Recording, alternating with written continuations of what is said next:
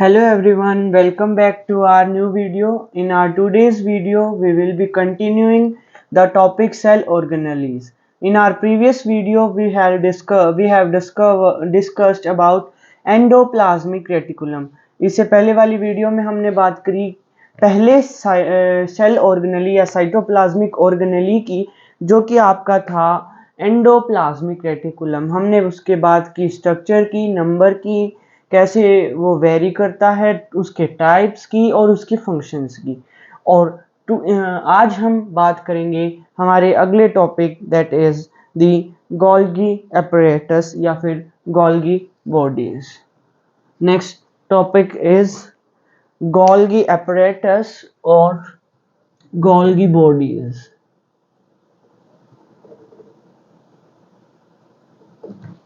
Golgi apparatus and Golgi bodies, also known as Golgi bodies.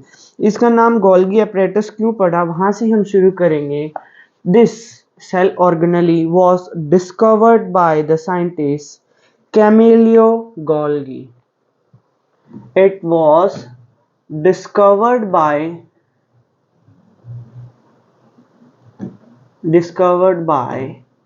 Camillo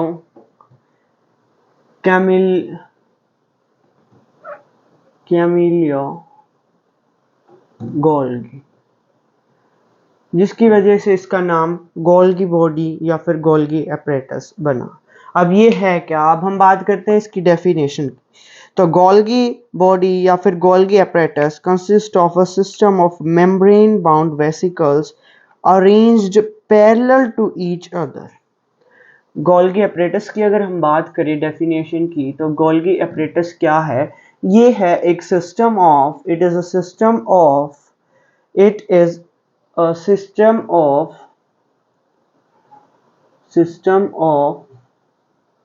vesicles.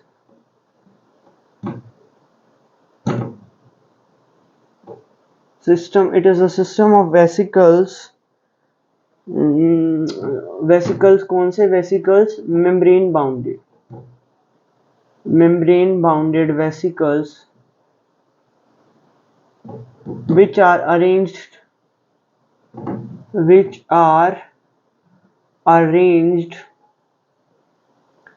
parallelly,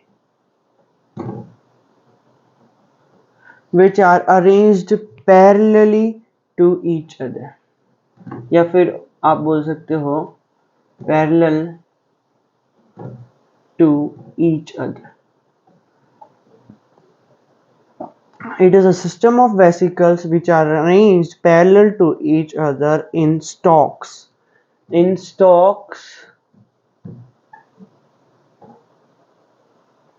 Called, उन stalks को हम क्या बोलते हैं? उनको हम बोलते हैं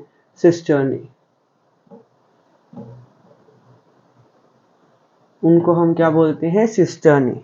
इसका कुछ स्ट्रक्चर जो है आपका एंडोप्लाज्मिक रेटिकुलम के साथ रिजेंबल करता है। कुछ स्ट्रक्चर इसका जो है आपका एंडोप्लाज्मिक रेटिकुलम हमने ऐसे करके बनाई थी 3 सब यूनिट्स, बस यहाँ पर कुछ ऐसे हो जाता है इन स्ट्रक्चर्स के अंदर। And this is your Golgi bodies. और यहाँ से आपके जो है वेसिकल्स, यहाँ से ये आपके वेसिकल्स, ठीक है। तो ये system of vesicle membrane bound, जो ये आपके सिस्टर्ने जिन्हें हम बोलते हैं, दीज आर दी सिस्टर्ने, और ये पैरेलल, एक के साथ एक पैरेलली अरेंज होते हैं, और इसी को हम बोलते हैं आपका Golgi apparatus. So it is a system of membrane bound vesicles which are arranged parallel to each other in stalks. That stalks are known as cisternae. ठीक है। अब these membrane often have connection with membranes of ER. अब ये जो membranes, ये cisternae की हमने बात की है, ये cisternae जो हैं एंडोप्लाज्मिक रेटिकुलम की, ये जो cisternae हैं, these cisternae are connected with membranes of ER.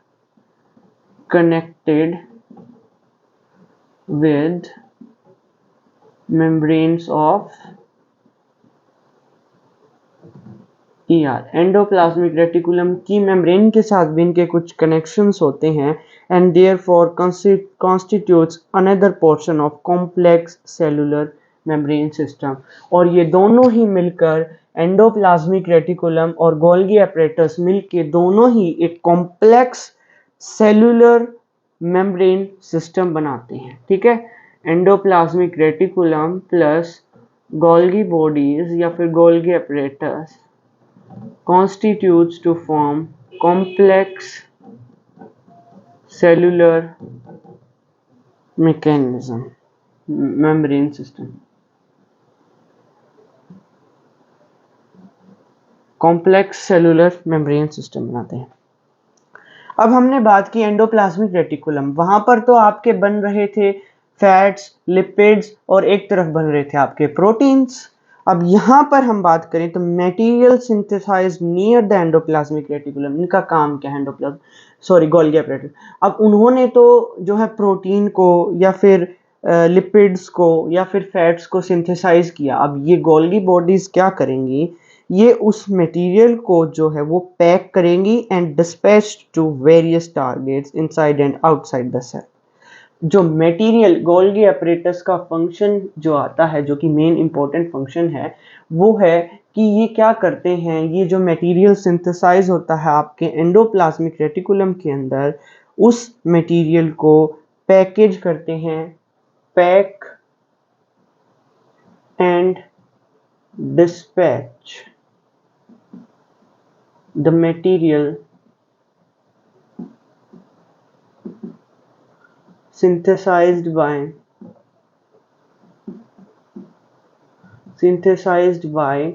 endoplasmic reticulum to their needed position या फिर आप बोलते हैं to their targets। जहां पर उनकी ज़रूरत होती है वहां तक ये पैक करते हैं उस मटेरियल को और डिस्पैच करा देते हैं। ये काम होता है आपके गोल्गी बॉडी का। Its function include storage, modification and packaging of the product. ये तो था आपका पहला फंक्शन इसका। सेकंड फंक्शन आता है इसका। अगर हम सेकंड फंक्शन की बात करें तो second function include storage, modification and packaging of product. Second आता है आपका स्टोरेज, मॉडिफिकेशन,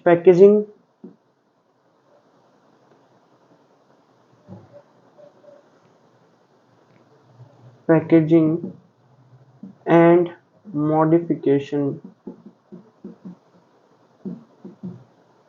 ऑफ प्रोडक्ट या फिर मटेरियल। ठीक है, तो ये क्या करते हैं, उन प्रोडक्ट्स कहाँ पर, modification of products in vesicles, जो हमने बात करी वेसिकल्स के अंदर ये स्टोर कर देते हैं। जो ये राउंडेड स्ट्रक्चर हमने दिखाई हैं, इन्हें हमने बोला वेसिकल्स, और ये ग्रीन लाइन से जो हैं ये आपके हैं सिस्टर्ने।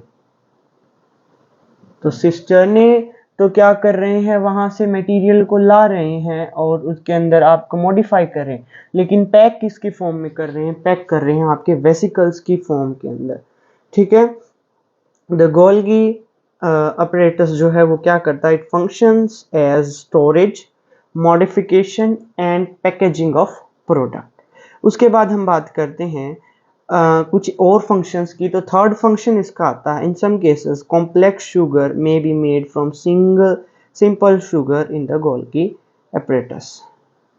थर्ड इसका फंक्शन आता है आपका, third function is complex sugar is made from simple sugar in Golgi bodies। Different types के शुगर आप पढ़ोगे जो आपके हायर क्लासेस के अंदर आएंगी। उन जो शुगर के मॉलिक्यूल्स हैं उनको सिंपल से कॉम्प्लेक्स स्ट्रक्चर उनका बनाते हैं, कैसे बनाते हैं वो सब आप हायर क्लासेस में पढ़ें। तो ये आपका जो है सिंपल शुगर से कॉम्प्लेक्स शुगर, ये आपका प्रोसेस भी कौन कराता है? This process also done by the Golgi bodies या फिर गोल्गी एपरेटस। और लास्ट फंक्शन इसका जो आता है वो आता है Golgi apparatus is also involve in the formation of lysosomes. और इसका फोर्थ और सबसे इंपॉर्टेंट फंक्शन आता है, fourth and the main function of the Golgi body is formation of lysosomes। Formation of lysosomes. अब हमने गोल्गी एपरेटस के बारे में पढ़ा, रिवाइज करते हैं। गोल्गी एपरेटस क्या है, उसकी डेफिनेशन क्या है। गोल्गी एपरेटस को डिस्कवर किया था कैमेलियो गोल्गी साइंटिस्ट ने, इसकी वजह से इसका नाम पड़ा गोल्गी बॉडी या फिर गोल्गी एपरेटस। और गोल्गी एपरेटस क्या है? It is a system of vesicle, ये वेसिकल्स का सिस्टम है। Membrane bounded vesicles, these vesicles are bounded by the membrane which are arranged in parallel to each other, जो कि पैरेलल अरेंज होती हैं to each other in stalks, stocks की form में, एक के ऊपर एक की फॉर्म में, उसको हम बोलते हैं स्टॉक्स और उनको हम बोलते हैं सिस्टर्नी। ठीक है, अब इसके फंक्शंस की बात करें तो फंक्शन के अंदर ये आते हैं, पैक करते हैं और डिस्पैच करते हैं मटेरियल को। जो सिंथेसाइज कराता कौन है? ER.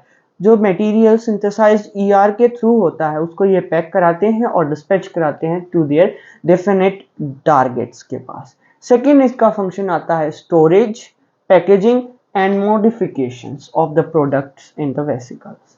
And the third function of Golgi apparatus is कि ये बनाते हैं complex sugar is made from the simpler sugar in Golgi apparatus. And last and the most important function of the Golgi apparatus is they are involved in the formation of lysosomes. तो ये आपका Golgi apparatus था। Now we will be discussing about the lysosomes. The next cell organelle is lysosomes.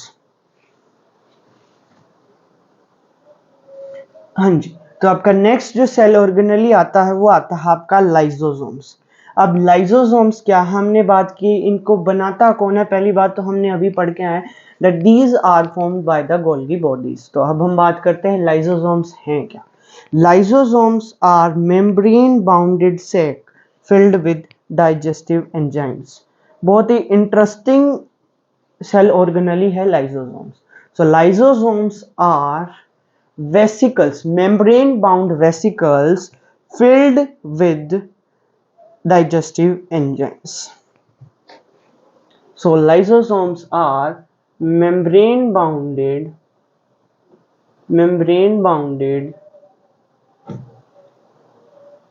sacs या फिर vesicles filled with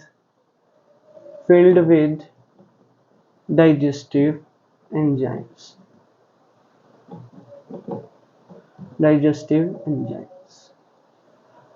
हाँ, तो इनका function आता है। What is the function of the lysosomes? The important and interesting function of the lysosomes is कि अगर इनकी किसी भी सेल के किसी भी ऑर्गेनेली में या किसी सेल के अंदर कोई भी मेल फंक्शनिंग हो जाती है या फिर कोई भी गलत प्रोडक्ट बन जाता है या कोई बाहर से वेक्टर या फिर बैक्टीरिया वायरस कुछ भी सेल के अंदर एंटर कर जाता है फॉरेन पार्टिकल, तो ये उसको डाइजेस्ट कर देते हैं। और इवन इनके अंदर इतनी पावर होती है कि ये अपनी खुद की सेल को भी ईट अप कर जाते हैं अगर सेल के अंदर कोई डिफेक्ट है या फिर कोई मेल फंक्शनिंग सेल कॉज कर रहा है to the body.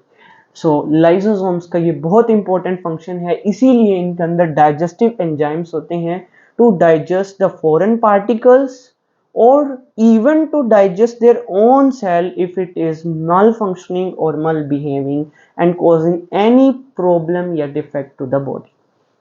So this was the interesting function of the lysosomes. Lysosomes की और बात करें, lysosomes are kind of waste disposal system of the cell। अब ये मैंने आपको बताया कि ये eat up कर जाते हैं तो ये act करते हैं as a waste disposal system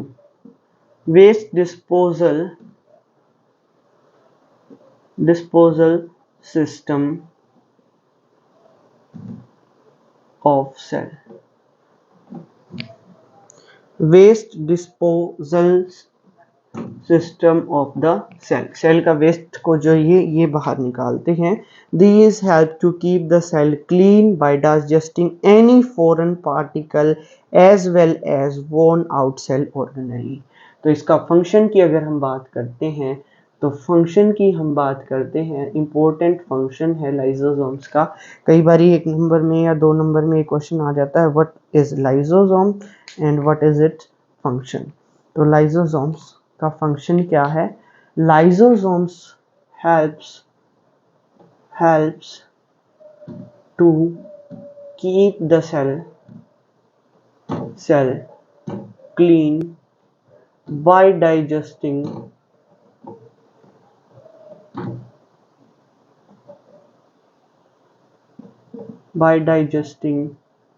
foreign particle, by digesting foreign material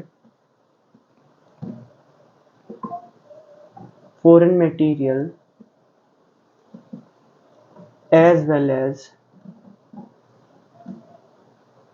worn out cell organelle।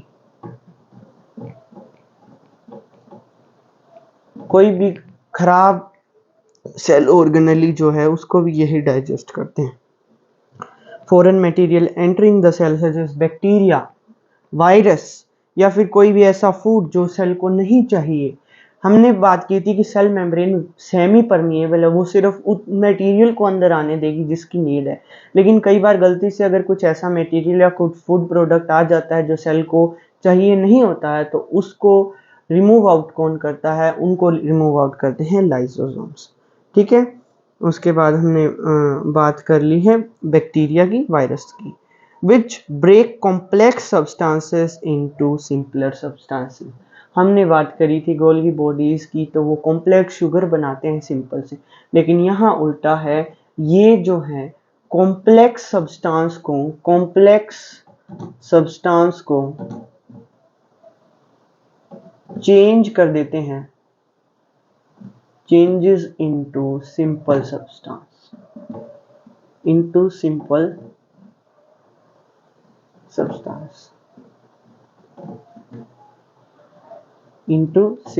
Substances के अंदर चेंज कर देते हैं। Lysosomes are able to digest this because they contain powerful digestive enzymes capable of breaking down all organic material.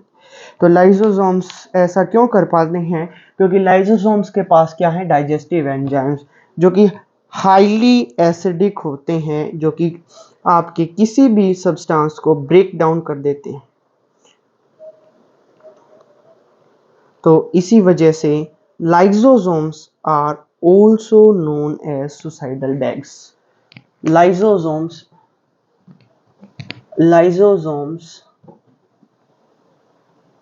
are also known as suicidal bags of cell।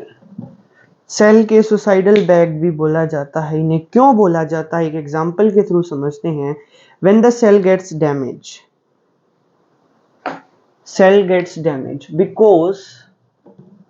because they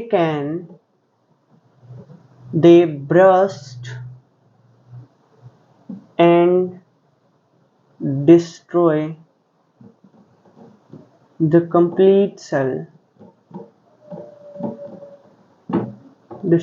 complete cell, if the cell is behaving as malfunctioning करती है, if the cell is damaged। कई बार damage हो जाती है cell, तो उसको कैसे करते हैं? लाइसोसोम्स ब्रस्ट कर जाते हैं, फट जाते हैं और पूरी सेल को खत्म कर देते हैं। इसीलिए इनको बोला गया है suicidal bags of the cell. So ये इंपॉर्टेंट क्वेश्चन है और ये आता है। It is very important. Why lysosomes are known as suicidal bags of the cell. तो इसी के साथ आपका लाइसोसोम्स कंप्लीट होता है। नेक्स्ट सेल ऑर्गेनेली हमारे पास आएगा माइटोकॉन्ड्रिया। तो एक बार दोबारा रिपीट करें, रिवाइज करते हैं। Lysosomes are membrane bounded sac filled with digestive enzymes. Lysosomes are a kind of waste disposal system of the cell. Its functions are they help the cell to clean, they help the cell they help to keep the cell clean. They help the cell to keep the cell clean by digesting foreign particles as well as worn out cell organelles. Second function हमारे पास आता है complex substances को simple substances में को ये convert कर देते हैं। And the last and the important function जिसकी वजह से लाइसोसोम्स को सुसाइडल बैग बोला जाता है वो है कि ये खुद ब्रस्ट होके पूरी सेल को डिस्ट्रॉय कर देते हैं। That's why they are known as suicidal bags. तो इसी के साथ आपका next cell organelle lysosomes cover up होता है। Next cell organelle is the mitochondria.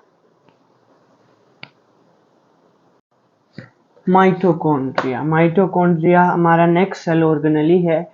इसको हम बोलते हैं power house of the cell. It is also known as the power house of the cell. ये इंपॉर्टेंट क्यों है? एक तो इसके डिस्टिंग्विश्ड फीचर्स हैं। सो माइटोकॉन्ड्रिया एक ऐसा सेल ऑर्गेनेली है जो कि double membrane bounded structure. Mitochondria is double membrane bound organelle.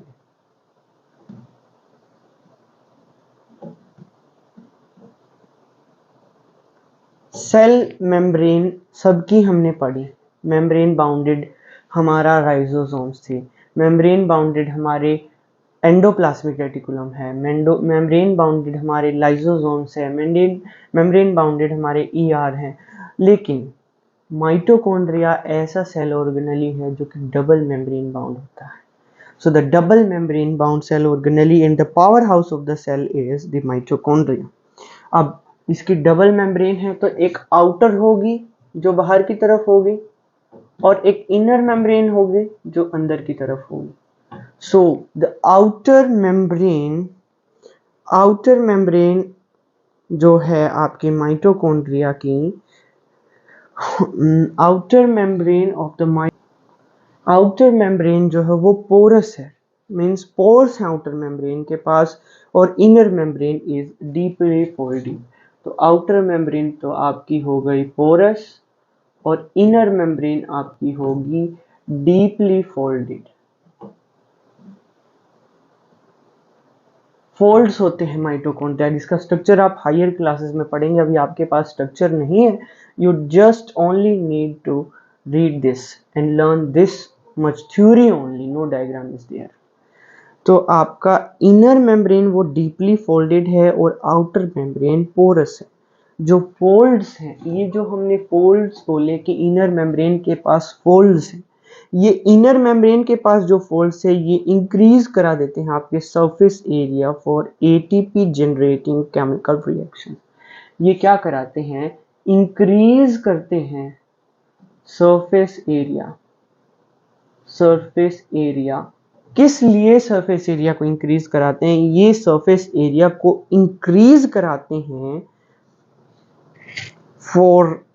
For ATP generating chemical reactions, for ATP generating chemical reactions,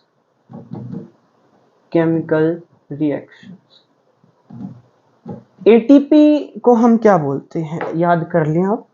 ATP is known as the, यही जो ATP molecule है यही आपका एनर्जी प्रोवाइड करता है पूरी सेल को, provides energy to the body.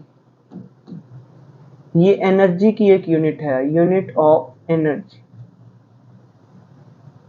ATP से ही हमारी, अगर हमारी आईज ब्लिंक कर रही हैं तो यहाँ पर भी ATP यूज हो रही है। If we are speaking then also their ATP is utilizing, और इसी ATP को जनरेट कराता है माइटोकॉन्ड्रिया, जो कि आपकी पूरी बॉडी को एनर्जी प्रोवाइड करता है। इसीलिए इसको बोला जाता है power house of the cell. Okay, अब जो energy required for various chemical activities needed for life is released by the mitochondria in form of ATP. अब एटीपी की हमने बात की कि पूरी बॉडी को एनर्जी यही प्रोवाइड करेगा। एटीपी की फुल फॉर्म याद रखेंगे, एडिनोसिन ट्राइफॉस्फेट। एडिनोसिन ट्राइफॉस्फेट जो है आपकी ये फुल फॉर्म होती है एटीपी की, adenosine triphosphate molecule. It is also known as energy currency of the cell. ATP is also known as energy currency of cell. Cell की एनर्जी करेंसी या पूरी बॉडी को जो एनर्जी प्रोवाइड कराती है वो एटीपी होती है। The body uses energy stored in ATP for making new compounds and for mechanical work.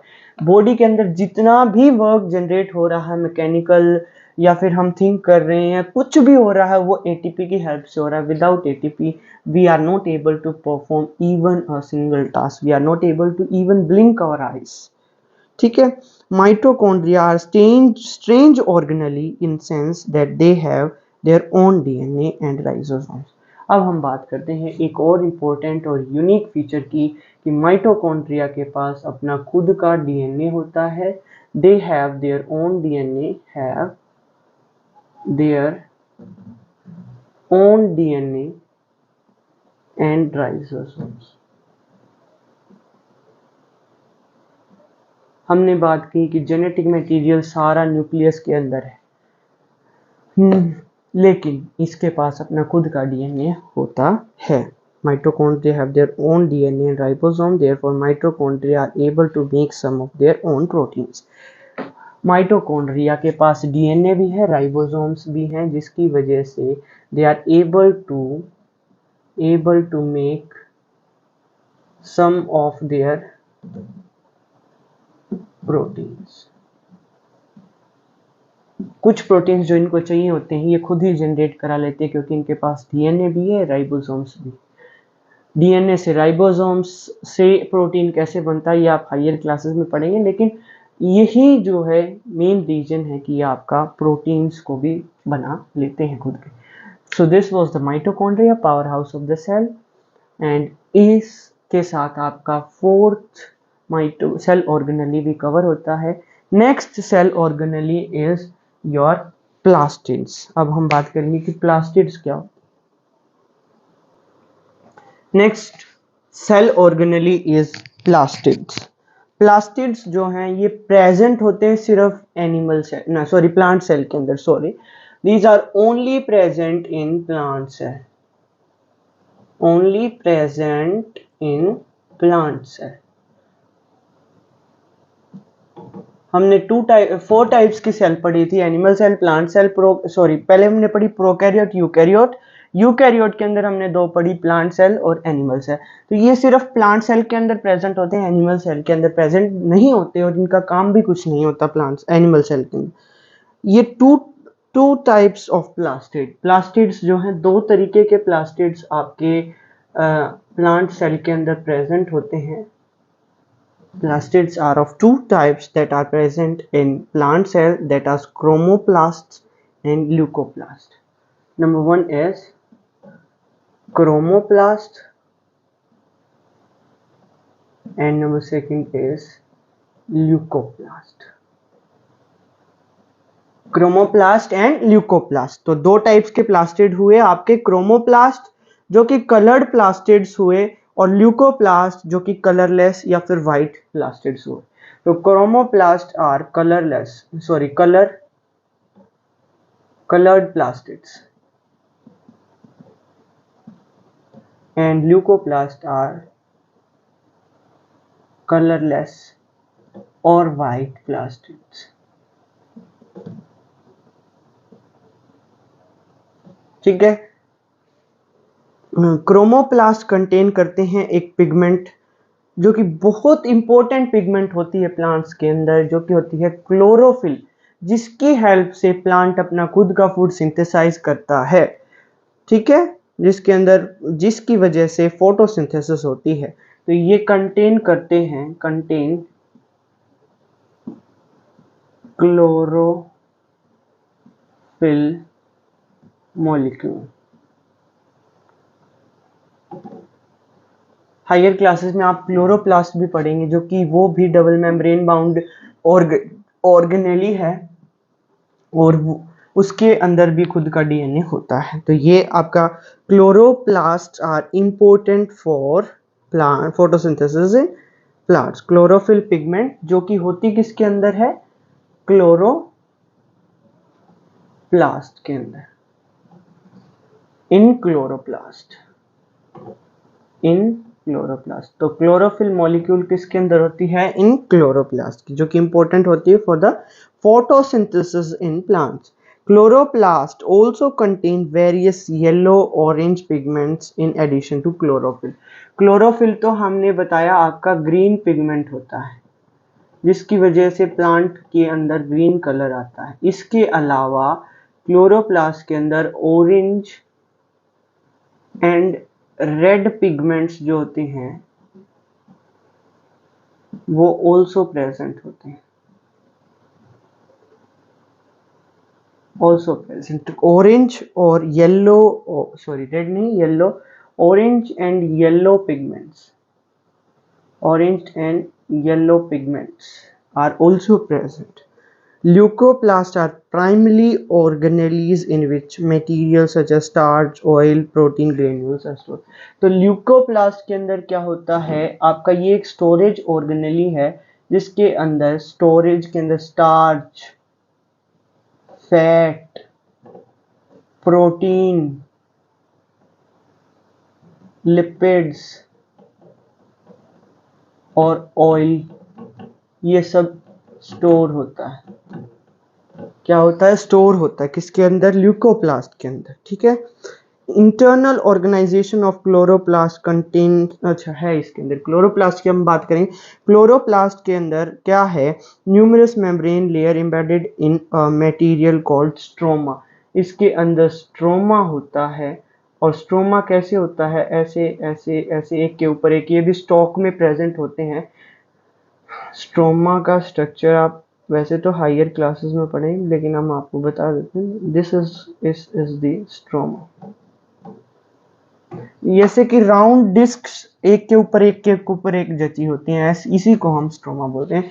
तो ये स्ट्रोमा क्या है, this stroma is numerous membrane layer embedded in the material called the stroma. एक मटेरियल जिसके अंदर numerous membrane जो है वो प्रेजेंट होती हैं। These are similar to mitochondria in external structure. ये क्या है, सिमिलर होती हैं to mitochondria in external structure की तरह ये प्रेजेंट होती हैं। Like mitochondria, plastids have also their own, plastids के पास भी खुद का ओन डीएनए एंड राइबोसोम्स होते हैं। इनके पास भी अपना डीएनए और राइबोसोम्स खुद का होता है। Next organelle is the vacuole. अगर हम बात करते हैं अब हम वैक्यूल की, हमने प्लांट सेल और एनिमल सेल पढ़ी थी, जिसके अंदर आपकी प्लांट सेल के अंदर एक बड़ा सेंट्रल वैक्यूल प्रेजेंट था, यहाँ पर आपका न्यूक्लियस था। लेकिन एक एनिमल सेल के अंदर small small vacuoles, many vacuoles present थे। तो अभी हम उन्हीं वैक्यूल्स के बारे में बात करेंगे कि वैक्यूल्स क्या होते हैं।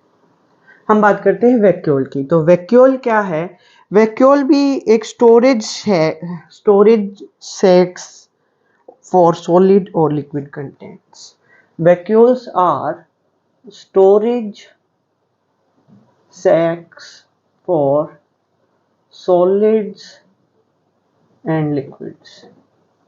सॉलिड्स और लिक्विड्स के लिए ये स्टोरेज सेट प्रेजेंट होता है।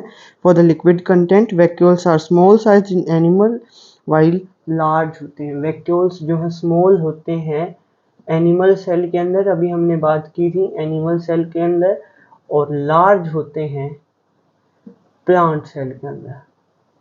किसके अंदर, प्लांट सेल के अंदर। Big large central vacuole is present. ये हमने बात बार बार बोली थी जब हमने प्लांट सेल की। The central vacuole of some plants may occupy 50 to 90% of the cell volume. 50 से 90% वॉल्यूम जो है सेल वॉल्यूम को ऑक्यूपाई कर लेते हैं कौन? वैक्यूल्स इन प्लांट सेल के अंदर। Plant cell. In plant cell, vacuoles are full of cell shape and provides turgidity and rigidity to the cell. Plants के अंदर ये provide करते हैं turgidity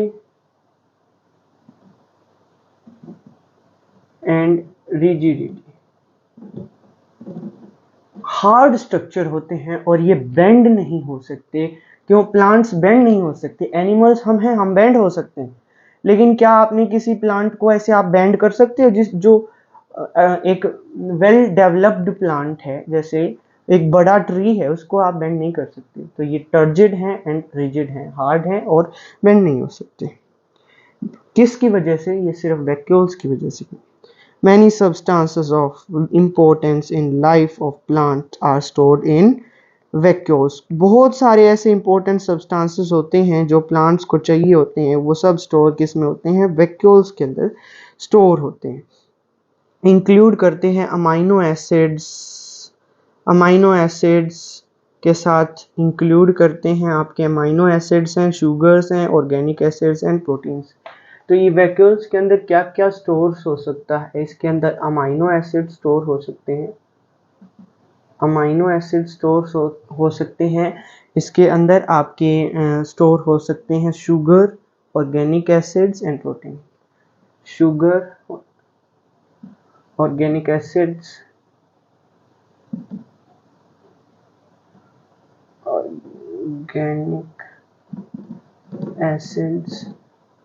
and proteins are stored। ये स्टोर हो सकते हैं वैक्यूल्स के अंदर। In single celled organism like amoeba, the food vacuole contains food items in that amoeba has consumed. In unicellular organisms, specialized vacuoles also play important role in expelling excess water and waste substances। जो unicellular organism होते हैं उनके अंदर से जो vacuoles हैं वो food को डाइजेस्ट भी कराते हैं। ये आपका अमीबा था, आपने 8th में पढ़ा होगा। तो ये इसको डाइजेस्ट भी कराएगा और बाहर भी वैक्यूल ही लेके जाएंगे। इसके अंदर कुछ ऐसे होता है कि एक सूडोपोडिया ऐसे बनती है जो यहाँ से फूड को कैप्चर करेगी। उसके बाद क्या होगा कि ये यहाँ से क्लोज हो जाएगा और वैक्यूल अंदर आ गया। वैक्यूल ने के अंदर फूड को कैच किया, अब ये वैक्यूल ने डाइजेस्ट कराया और इसी को यहाँ से ये वैक्यूल जो है आउट बाहर भी यही निकालेगा। तो यूनिसेलुलर के अंदर डाइजेशन का और एक्सक्रीशन का फंक्शन भी कौन प्ले करता है? रोल, वैक्यूल रोल प्ले करते हैं। Now your next topic is cell division. उससे पहले कुछ और है। Each cell thus acquire its structure and ability to function because of the organization of its membrane and organelle in specific way. The cell thus has a basic structural organization.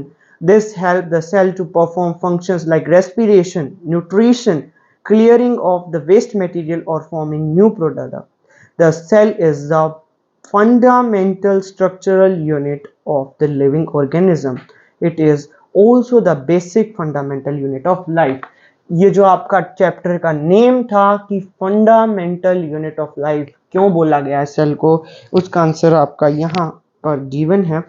ये क्या है कि हर एक सेल जो है वो acquire करती है एक स्ट्रक्चर को, एक एबिलिटी को, जो फंक्शन को, किसी एक फंक्शन को परफॉर्म कराते हैं। जैसे कोई एक सेल है वो स्पेसिफिकली फंक्शन प्रोवाइड करेगी रेस्पिरेशन का, तो उसने रेस्पिरेशन का फंक्शन किया, किसी ने डाइजेशन का किया, किसी ने ब्रीदिंग का किया, किसी ने न्यूट्रिशन का किया।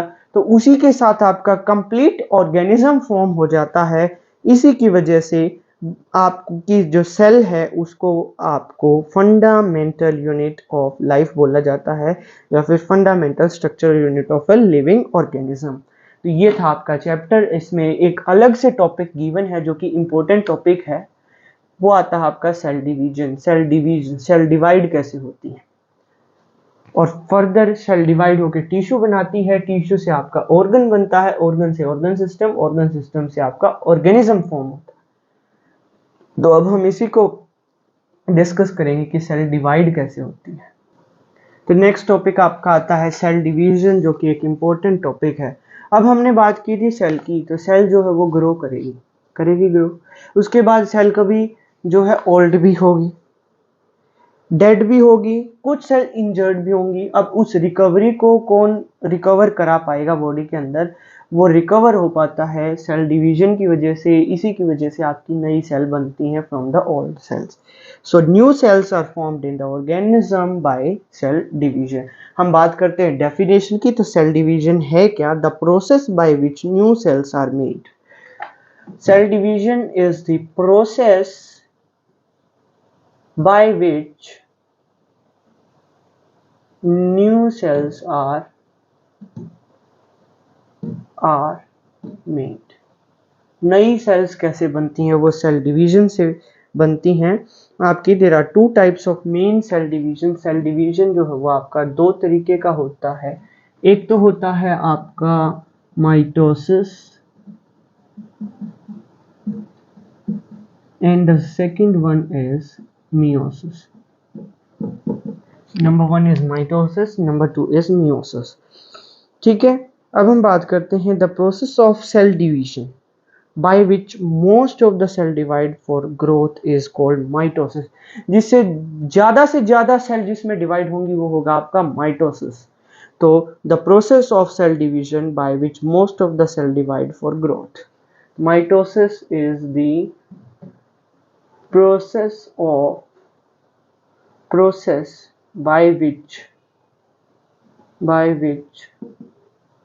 most of the cell divides, जिसकी वजह से most of the cell divide करेंगी फॉर ग्रोथ। उसी को हम बोलेंगे माइटोसिस। और दूसरा होता है आपका meiosis. In process each cell is called mother cell divides to form two identical daughter cell। देखो आपकी एक सेल, इसको हम बोलेंगे मदर सेल, ठीक है।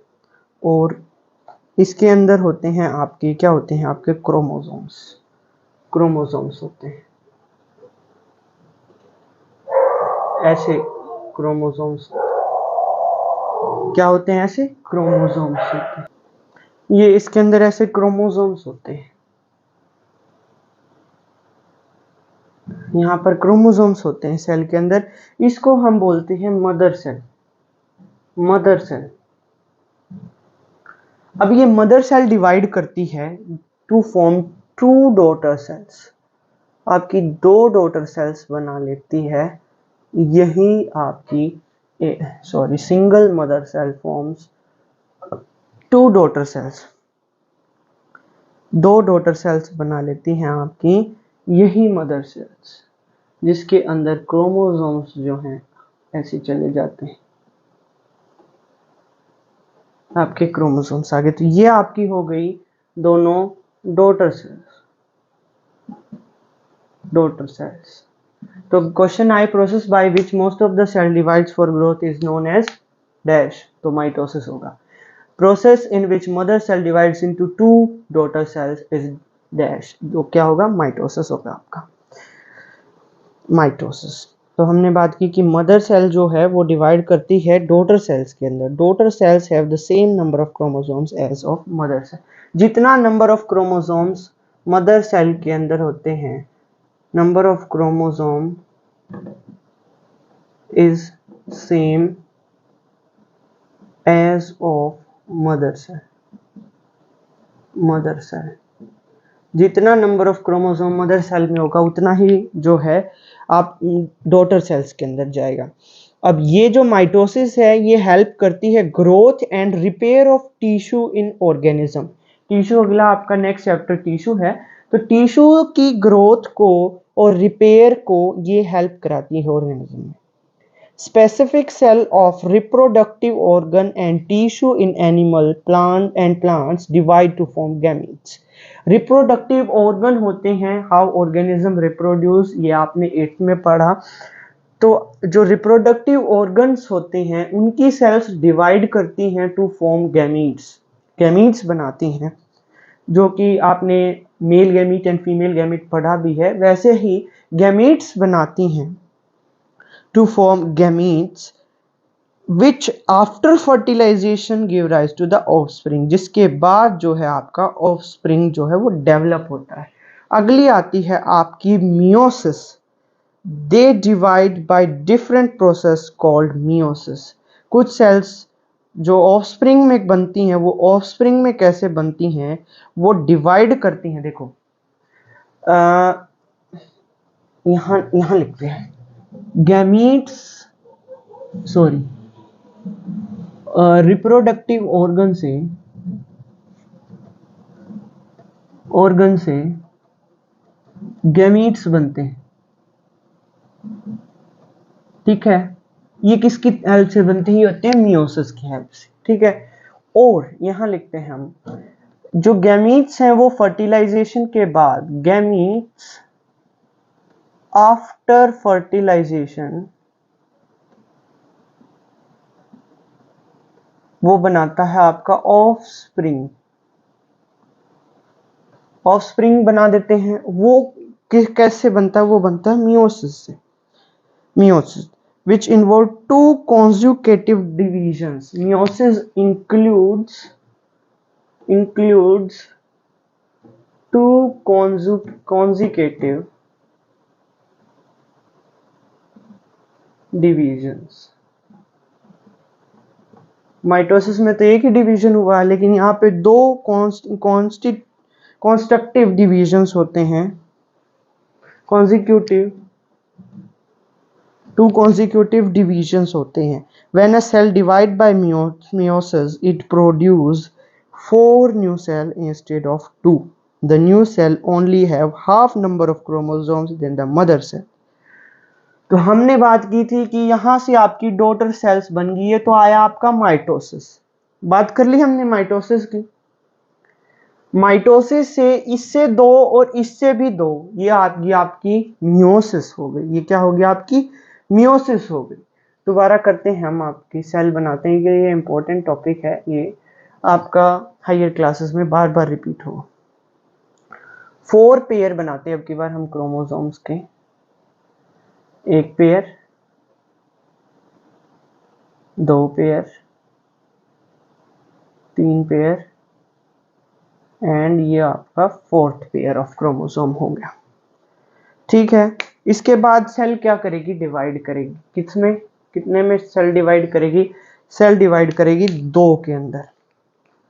2 सेल्स बनाएगी सेल डिवाइड करके, एक सेल, ये दूसरी सेल आपकी, ठीक है। अब इनके अंदर क्रोमोसोम्स आएंगे, 4 हैं तो पेयर में चले जाएंगे, 2 पेयर आ गए, समझ लो 2 पेयर इसके अंदर आ गए, ठीक है। आगे पेयर्स के अंदर अब क्या होगा फर्दर, अब होगा आपका मियोसिस। क्या होगा अब आपका मियोसिस। इससे क्या बनेंगे, अब इससे बनेंगे आपके 2 सेल, तो इससे बनेंगे और 2 सेल इससे बनेंगे।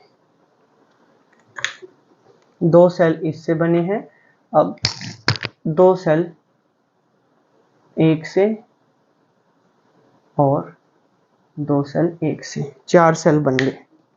अब इनके अंदर क्रोमोसोम्स जो है वो डिवाइड होकर जाएगा, एक ऐसे, एक एक सिंगल ही चला गया, एक पेयर इसमें आ गया, एक पेयर इसका, एक पेयर इसका, एक पेयर इसका। तो ये आपके आगे क्रोमोसोम्स।